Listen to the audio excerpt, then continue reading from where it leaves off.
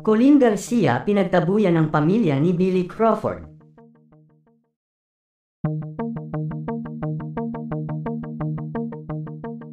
Marami ngayong fans ng actor-host na si Billy Crawford ang nalulungkot para dito dahil sa sinapit nito ngayon.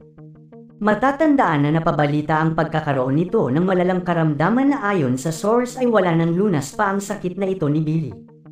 At ang nakakalungkot pa ay ayon sa balita ay tinaningan na din ng mga doktor ang buhay ng aktor, matapos na isugod ito sa ospital kamakailan dahil nakita na lang umano ito ng asawa nitong si Colleen Garcia na walang malay sa kanilang silid mag-asawa. Napabalita din na galit ang pamilya ng aktor kay Colleen Garcia at hinala umano ng mga ito ay may kinalaman si Colleen sa nangyari sa asawa nito.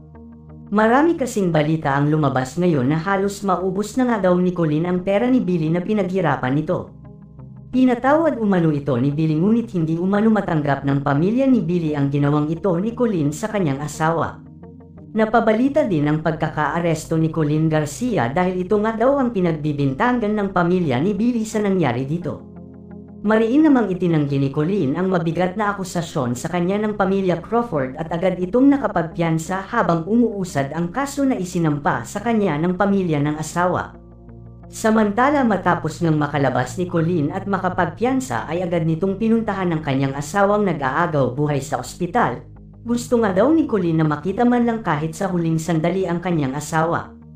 Ngunit hindi ito pinayagang makalapit ng pamilya Crawford.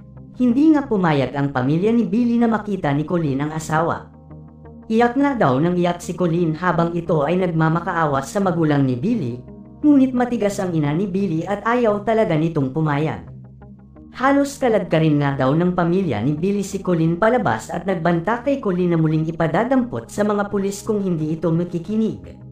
Sadyang nakakaawa nga si Colleen ayon sa mga netizens. Ang tanging gusto nga lang nito ay makasama ang asawa kahit sa huling hininga nito ngunit hindi ito pinayagang makalapit man lamang. Sa ngayon nga ay umaapila si Colleen sa korte sa kaso nito upang magkaroon din ito ng pagkakataong makita ang kanyang asawa.